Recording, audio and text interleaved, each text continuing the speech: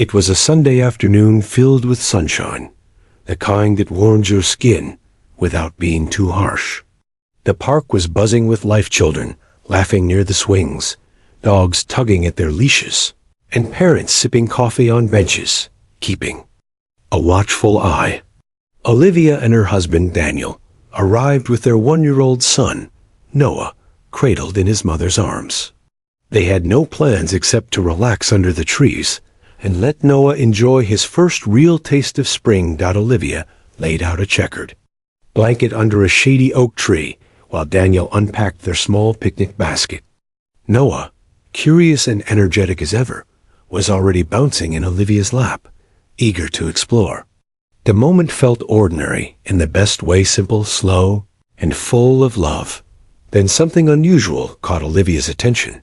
Not far from them, near a bench at the edge of the park's walking path, lay a large German shepherd. It wasn't running, barking, or even begging for attention. It simply lay there, head resting on its front paws, beside a small, old toy train. The dog looked calm, almost too calm, as if it had been waiting there for hours. Or maybe days. What's that dog doing there all alone? Olivia asked, squinting. Daniel looked up from unpacking Noah's snacks. I don't know. It doesn't have a leash. Do you think it's a stray? It doesn't look wild, Olivia said. It looks ... sad. The dog didn't seem to notice them watching. It barely moved. Occasionally, it would lift its head and glance toward the park entrance, as if expecting someone to return.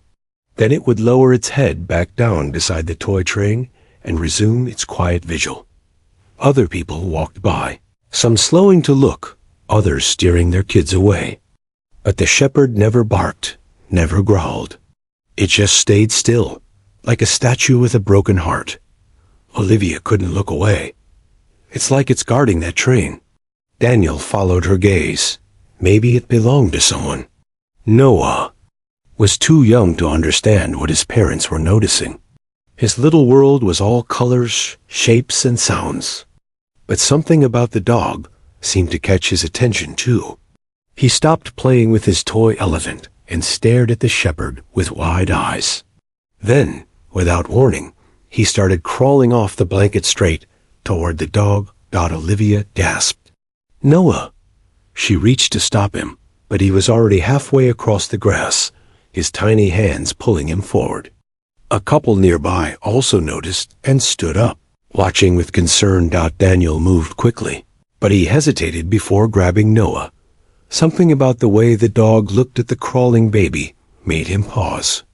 The dog had raised its head, its ears perked up, and its eyes softened. There was no growl, no tension, just quiet recognition. Noah, come back, sweetheart, Olivia said softly, not wanting to startle the dog. But Noah kept going, smiling now as if he were crawling toward an old friend. The dog didn't move, only watching as Noah stopped right in front of it. Inches apart, baby and shepherd stared at each other. And then, something happened that made Olivia's breath catch in her throat. Noah gently reached out and touched the toy train. The dog didn't react aggressively. Instead, it let out a quiet, almost emotional sound. A whimper. Then it rested its head beside the train and let Noah sit beside him. Daniel didn't move. Neither did Olivia. They watched in silence. Heartbeats quickened as their baby sat beside. A strange dog in the park, unafraid, untouched, and completely calm. People nearby started noticing. A few took out their phones, but nobody interrupted. It was as if an unspoken rule had passed through the air. Something special was happening here, and no one dared to break it. The park had fallen into an unusual silence. Conversations that once filled the air had faded. Children, parents, and joggers had all paused, turning their attention toward a scene they didn't expect. A baby gently sitting beside a large German shepherd, casually holding on to a worn-out toy train. Olivia stood frozen, unsure whether to intervene or stay still. Daniel placed a hand on her shoulder. "He's okay," he whispered. "Just watch." The dog didn't seem to mind Noah's closeness. In fact, it welcomed it in a strange, almost emotional way. Its eyes, deep brown and glassy, seemed to reflect something far older than the dog itself, something that had nothing to do with today or this park. They were eyes full of memory. Noah, blissfully unaware of the adult's anxiety, reached again toward the train. It was a simple plastic toy, faded blue with yellow wheels. He turned it over in his hands and giggled at the clicking sound it made. The dog followed every motion with a calm, steady gaze. When Noah offered the train back, placing it carefully in front of the dog, the shepherd let out a soft exhale and gently rested a paw beside it. A couple sitting on a nearby bench whispered to each other, "I've seen that dog here every day." "This week," the woman said quietly. "Always sitting by that train. Always alone. He doesn't chase anyone," the man replied. "Just watches, like he's waiting." A small group had now gathered at a respectful distance. Some were taking short videos, others whispering among themselves. But the focus remained on the unexpected friendship, an innocent baby and a dog with the heart of a guardian. Daniel slowly approached, crouching beside Noah. "Hey, buddy," he said softly. "You made a new friend?" Noah looked up and smiled, his little hand reaching out to pat the dog's fur. The shepherd didn't flinch. Instead, it lowered its head and allowed the baby to gently tap his ears. Olivia came closer too, tears beginning to form in her eyes. "Daniel," she whispered. "That dog, he's grieving. I can feel it." Daniel nodded. "I think you're right." A few minutes later, a park vendor walked by and paused. He'd been selling snacks there for over 5 years and had seen all kinds of things, but never this. "I saw him 3 days ago," the vendor said, joining the circle. "Same spot, same train. He comes early, stays till dark. Doesn't touch. Food. Won't move unless someone tries to get close." Olivia looked at him. "So he's been here alone all this time?" The vendor nodded. "Yeah, but today, this is the first time I've seen him allow someone near, especially a baby." The air seemed heavy now, the way it feels when people know they're witnessing something more than just chance. This wasn't just a lost dog. This was a dog carrying something in memory, a sorrow, maybe even a promise. Noah continued to play, quietly, occasionally offering the train or patting the dog's fur. The shepherd leaned into his touch, eyes now closing for short moments, as if, for the first time in days, it felt safe enough to rest. Daniel whispered, "Maybe he's waiting for someone who's not coming back." Olivia's eyes stayed fixed on the train. "Or maybe," she said gently, "he just needed someone else to remind him he's not alone." The sun began to dip lower, casting golden light across the park. The quiet moment stretched on, comforting in its stillness. And as the shadows grew long, people around them seemed unwilling to leave, as if they too were drawn to something they couldn't explain. Moment of kindness had built a bridge between a grieving soul and an innocent one, and neither the baby nor the dog needed words to cross it. The sun began to dip lower in the sky, casting a golden-orange hue across the park. Trees stretched their shadows across the grass, and the wind picked up ever so slightly, rustling the leaves above. Yet in the middle of all this quiet change, one small moment had already changed everything. Noah, unaware of the crowd forming around him, stayed seated next to the German shepherd. He occasionally babbled, pointed at the toy train, or patted the dog's fur with soft, clumsy hands. The shepherd accepted every gesture with gentle patience. Not once did it move away or act startled. Instead, it leaned into Noah's presence, like a tired heart finally finding peace. Olivia and Daniel knelt nearby, close enough to intervene if needed, but far enough not to ruin the fragile connection forming between their son and the mysterious dog. The crowd stayed quiet, almost reverent. Several people held up their phones, filming what looked like a miracle unfolding in front of them. The baby's innocence, the dog's calm sadness, and that small toy train. No one could explain it, but no one could look away either. A little girl, perhaps 5 or 6 years old, tugged at her mother's sleeve and asked softly, "Mommy, is the dog sad?" The woman looked at the scene for a long time before replying, "Yes, sweetie, I think he misses someone." The words seemed to echo the very feeling sitting in everyone's chest. Noah suddenly picked up the toy train again. He turned it upside down, spun the little wheels, then looked at the dog. With complete trust, he pushed it gently along the grass toward the shepherd's paw. The shepherd blinked slowly and followed the train with his eyes.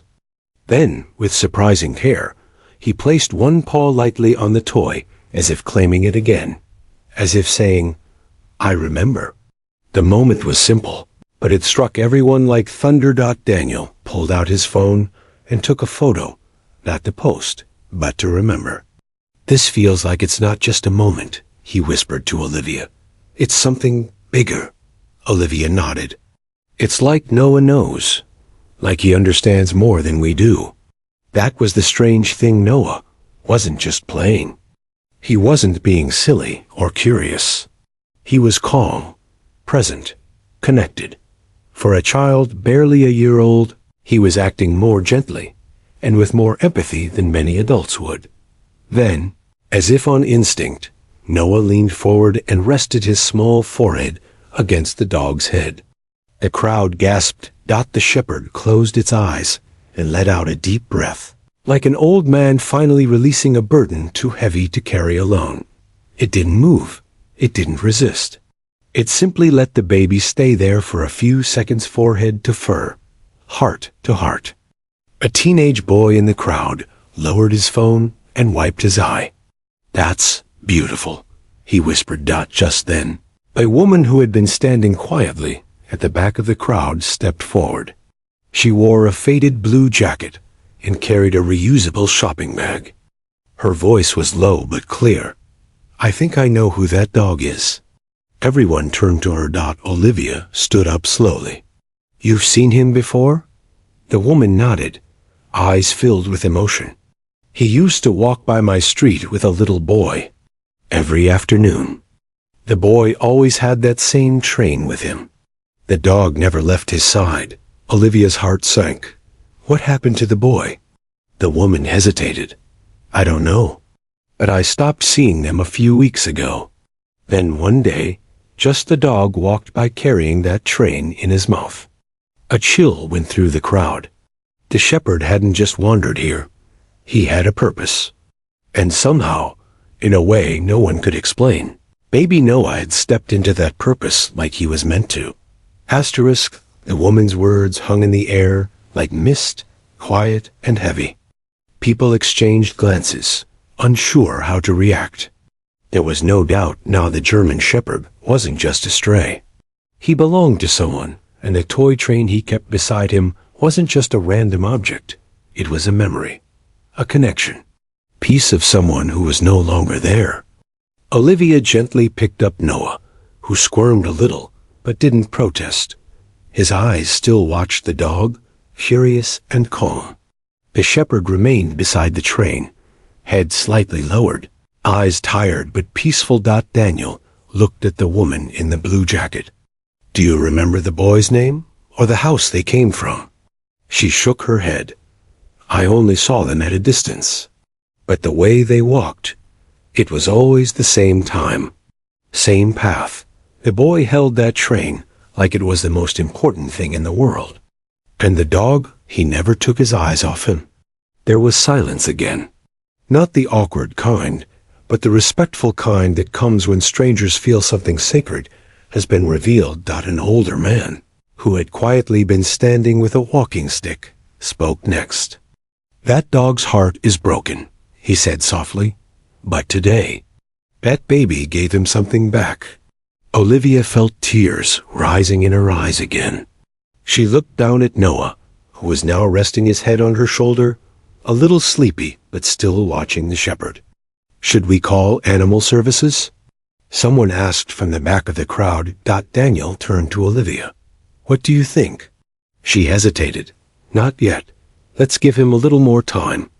As if sensing the conversation was about him, the shepherd stood up slowly. He was tall, with a strong frame, but his movements were slow and careful. He picked up the toy train in his mouth and took a few steps toward Olivia and Noah. Then, gently, he placed the train at Noah's feet. Everyone held their breath. Noah looked down, blinking, and reached toward it. The dog stayed close, tail wagging just slightly, eyes watching as Noah picked up the train once again. It was as if the dog was offering a gift. Or maybe passing on a legacy. The gesture wasn't lost on anyone watching. "It's like he's saying goodbye," someone whispered. "No," Olivia said softly. "It's like he's choosing." The shepherd then did something no one expected. He leaned his head against Olivia's leg and let out a soft whimper. Not out of fear, not even out of sadness. It was a sound of relief, as if, after waiting for days, he had finally found something familiar. Something safe. Daniel reached out and slowly stroked the dog's back. "You've been waiting for someone to understand," he murmured. "And now you found him." The baby, the train, the grief in the dog's eyes. It all pointed to something bigger than coincidence. A woman nearby, wiping her eyes, said, "This story needs to be shared. People need to see this." That night, the video of Noah and the dog was uploaded online by several people. Within hours, it had thousands of shares. By morning, it had reached across the country. Comments flooded in, some from strangers who simply felt touched, others from people who believed they recognized the dog. But it was one particular message, sent privately, that stood out above all. It read, "I think that's Max, my grandson's dog. He went missing after the funeral. The toy train.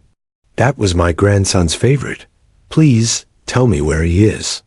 And with that, the next chapter of Max's journey was about to begin. The next morning, Olivia sat at the kitchen table with a cup of tea, her phone buzzing every few seconds. Overnight, the video had gone viral. Thousands of comments poured in, people sharing how the moment between baby Noah and the dog had brought them to tears. Many thanked Olivia and Daniel for letting such a quiet miracle unfold. But one message stood out. It was a private message from a woman named Linda Mitchell. Olivia read it over and over. "I think that's Max, my grandson's dog. He went missing after the funeral. The toy train? That was my grandson's favorite. Please tell me where he is." Her heart pounded. She quickly showed it to Daniel, who read the words slowly, eyes widening. "This might really be him," he said. Carefully. Olivia took a breath and replied, "Yes, the dog in the video still has the toy train. He's safe. Please tell me more about Max and your grandson." Within minutes, Linda responded. She told them about her grandson, James, a quiet and playful 5-year-old who loved toy trains. Max, the German shepherd, had been by his side since James was 2. They were inseparable. Wherever James went, Max followed. 3 weeks ago, James had fallen ill. A rare condition. His health declined quickly, and despite doctors' efforts, James passed away. The day after the funeral, Max disappeared. They searched the neighborhood, posted flyers, and visited local shelters. No one had seen him, I thought. "We lost him too," Linda wrote, "but now I understand. He wasn't lost. He was mourning." Olivia wiped her tears as she read. She looked over at Noah, who was napping peacefully in his crib, clutching a soft stuffed animal. The connection between Max and her son was still hard to explain, but it had clearly meant something. Later that day, they returned to the park. Max was right where they left him curled under the same tree, the toy train by his side. When he saw Olivia, he stood and wagged his tail gently. When Noah toddled toward him, Max trotted over and nuzzled the child's hand. Daniel knelt beside. "The dog. Your family's been looking for you, buddy. They miss you." Olivia pulled out her phone and called Linda. Her voice trembled with emotion as she spoke. "He's still here. He's okay. You can come see him." 2 hours later, a gray SUV pulled up near the park. A woman in her late 50s stepped out slowly, clutching a photo frame. Her eyes scanned the area until they fell on Max, and then she dropped to her knees. "Max!" she called, her voice cracking. The dog's ears perked up. He looked at her, tilted his head, and then ran. Max bolted across the grass and practically leapt into Linda's arms. She wrapped herself around him, sobbing into his fur. "Oh, Max, I'm so sorry you are alone. I missed you so much." Max whimpered, licked her face, and curled into her lap like a puppy. The entire park seemed to hold its breath. Olivia and Daniel stood back, holding Noah, who smiled and clapped as if he knew something good was happening. Linda looked up at them with tears in her eyes. "I don't know how to thank you." Olivia stepped forward and gently said, "He found his way back because of Noah. They connected somehow.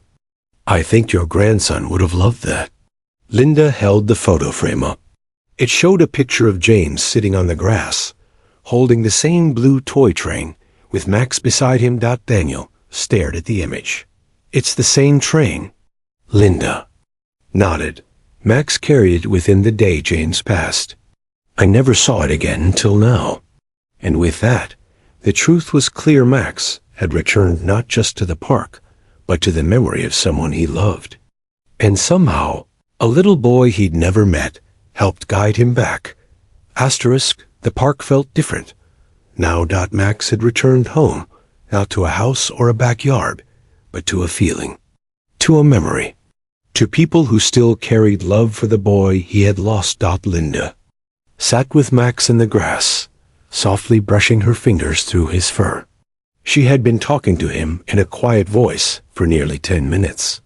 Max, in return, rested calmly, eyes closed, soaking in every word as if he understood each one. Noah, curious as ever, wandered over and sat near Max, gently patting his back.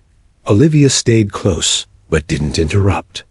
It was clear something quiet and important was happening. Linda looked at Olivia with tears still glistening in her eyes. When James passed, Max laid by his bed until the very end. He didn't move, didn't eat. Then the next day, he was gone. I thought maybe he didn't want to live without him. Olivia nodded, kneeling beside her. I think he needed time, a place to grieve. But your grandson must have been so full of love that Max still carried it with him. Linda looked at Noah and smiled softly. And your boy, he gave that love somewhere to land. Max lifted his head and gently nudged Noah's arm. The baby giggled, holding out the toy train again. This time, Max didn't just watch. He licked Noah's hand and wagged his tail. Smallest signs, yet filled with meaning. The park-goers who had witnessed it all returned to their routines, but not without one last glance at the scene that had left so many speechless. People whispered about how healing could come in unexpected ways, how grief and hope could sit quietly side by side. Back at home that evening, Olivia and Daniel sat with Noah on the couch, watching the updated video clips that now included Linda's reunion with Max. The view count had crossed 2 million. News outlets were reaching out, asking for interviews. Comments flooded in from people who said they'd cried, that the story reminded them of their own pets, or that it gave them hope during difficult times. Among the messages, Olivia noticed a pattern. Many people weren't just talking about Max, they were talking about Noah. He reminded me of how powerful kindness can be. That baby has the soul of an angel. It's like the child could feel the dog's sorrow and offered his heart without hesitation. The story had become more than just a reunion. It was about a silent understanding that even the youngest hearts could hold. A few days later, Linda invited Olivia and Daniel to her home. She wanted to talk more about what came next for Max. They accepted the invitation without hesitation. Her home was warm, quiet, and filled with memories of James. Framed photos of him lined the hallway. A tiny bookshelf stood next to a basket of train toys. And in the center of the living room, Max lay on a dog bed, chewing on a bone for the first time in weeks. Linda offered tea and sat across from them. "I've been thinking," she began. "Max and we've both been grieving. But I've also been thinking about what comes next." Daniel leaned in. "What do you mean?" She looked at Noah, who was crawling toward Max with a smile. Max perked up immediately, his tail thumping against the floor. "He lights up when your son is around," Linda said gently. "Maybe Max isn't supposed to stay here. Maybe. He belongs with you now." Olivia's eyes widened. "You're offering us Max?" Linda nodded slowly. "Not because I don't love him, but because I see it, how Max looks at your son. That connection. It's healing him. And it's helping. Me too." Daniel and Olivia looked at each other, then at Max and Noah sitting together again, like old friends reunited in this life by something unspoken and beautiful. Maybe this wasn't the end of a story. Maybe, just maybe, it was the beginning of another. The living room was silent for a moment.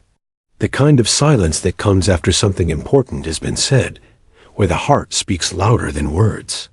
Olivia looked down at Max, and at baby Noah, who had climbed into Max's side like it was the most natural place in the world. The dog didn't move. He simply let Noah rest his small head against him. His eyes softened, his body relaxed. He was at peace. Daniel took a deep breath. "Linda, are you sure? We don't want to take him away if..." But Linda shook her head gently. "You're not taking him away. You're helping him move forward. And honestly, maybe me too." She reached beside her chair and picked up a worn collar. It was faded blue, with a little silver tag that read, "Max, if found, please return to my best friend." "I had this made for James' birthday," she said, holding it up. "He always said Max was his best friend. I think he still is. But maybe he's ready to share that friendship with someone new." Olivia blinked back tears. She leaned forward and took Linda's hand. "We'll take care of him, not just feed him and walk him. We'll love him." "I know," Linda whispered. That evening, Max walked into Olivia and Daniel's home for the first time. There was no hesitation in his steps, no anxiety. He explored the living room, sniffed Noah's toys, then circled the rug before curling. Up near the baby's blanket, like he had always belonged there, Olivia laid a soft dog bed in the corner, but Max never used it. Wherever Noah was, that's where he stayed. Over the next few days, something beautiful began to grow in the small house. Max started eating again full bowls that he finished without needing to be coaxed. He went on walks with Daniel in the early mornings, sniffing curiously at bushes and greeting neighbors with quiet dignity. At night, when Olivia rocked Noah to sleep, Max would lay at her feet, his breathing steady and calm. And Noah? He lit up every time Max entered the room. His babbles were now often directed at Max. He would offer his food, which Max never took, and giggled when Max nudged him gently with his nose. The bond between them wasn't just sweet, it was deep. It was healing. One morning, Olivia noticed something new. Noah had been trying to walk for a few weeks, cruising along the edges of furniture, holding on to fingers. But today, with Max sitting just a few feet away, Noah stood up and took 2 wobbly steps straight into the dog's arms. Max didn't move. He waited, steady and patient. As Noah collapsed into his fur with a laugh. It was small, simple, but Olivia felt something shift in that moment. Max wasn't just Noah's companion. He was his courage, his confidence, his silent cheerleader. Later, that day, Olivia posted a photo of Noah standing with his hand resting on Max's back, the toy train clutched in his other hand. The caption read, "Sometimes the ones who've been broken become the ones who teach us how to heal." Within hours, the post went viral again. People from around the world messaged her, thanking her, sharing stories of their own losses, their own healing. Some had lost pets, others had lost children, parents, or siblings. But they all felt something in Max's story, because it wasn't just about a dog and a baby. It was about grief, love, and second chances. Max had lost his boy, but he found another. Noah had never known James, but somehow his little heart had helped carry Max's pain. And Linda? She visited often, brought treats, sat with Max in the yard, and told him stories about James. She wasn't replaced. She became part of something new.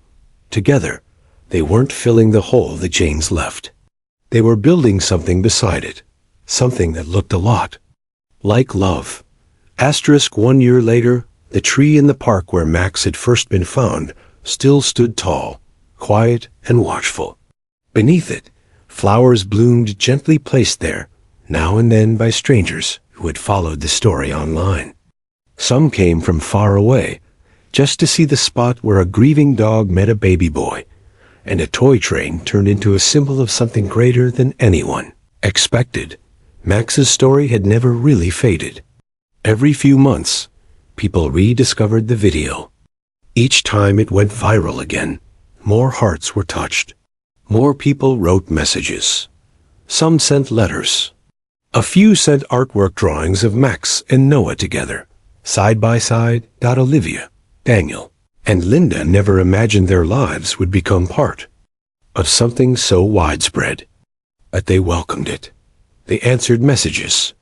They shared updates. And each time, they reminded people of the simple truth behind it all. Love doesn't end. It finds new places to grow. On Max's adoption anniversary, Olivia and Daniel hosted a quiet picnic at the same park. They brought a small group of close friends, along with Linda, and of course, Max and Noah, who was now running clumsily through the grass, his laugh echoing joyfully across the field. Max followed close behind him, not too fast, not too slow, always watching, always steady. His fur had grown softer. His eyes were brighter now. He wasn't the same broken dog who had once sat alone beside that toy train. Linda placed a framed photo of James near the tree. She knelt beside it and smiled. "You'd love him, sweetheart," she whispered. "And I think you'd be proud of Max." Noah waddled over to her and pointed at the picture. "Baby?" Linda chuckled gently. "Yes, that was a baby. His name was James." Max walked over and placed his head gently on Linda's knee. The moment felt soft and full, like the world had stopped just long enough to let everyone breathe in a little more peace. Daniel raised his phone and captured the moment in a single photo. Noah holding the blue toy train, standing beside Max, with Linda sitting beneath the tree. James' photo beside her. Later that night, Olivia uploaded the photo with a caption that simply read, "1 year ago, a dog lost his best friend. A baby found a companion. And together, they taught all of us what it means to love again." It reached millions within days, but it wasn't about the views anymore. It was about the hearts quietly healing behind each screen. People wrote in again, not just to say they cried, but to say they held their children tighter, adopted animals from shelters, or finally forgave someone they had been angry with for too long. Max had become more than a dog. He had become a story. People carried with them. As the days went on, Max and Noah continued to grow together. Noah began to speak more clearly, and one of his first full sentences surprised everyone. While sitting in the living room one morning, he looked up at Max and said, "You, my friend." Olivia gasped softly. She smiled, then looked at Daniel. He said it. He finally said it. Max wagged his tail and gave Noah a small bark, almost like he understood. And maybe he did, because sometimes the ones who suffer the most end up teaching the world how to heal. Sometimes grief walks with us quietly, until love finds us again. And sometimes a baby, a dog, and a toy train are all it takes to remind the world that even the deepest wounds can find a way to bloom into something beautiful. Max didn't forget James, but now, every morning, as he walked beside Noah, he carried his love forward, and that was the most beautiful legacy of all.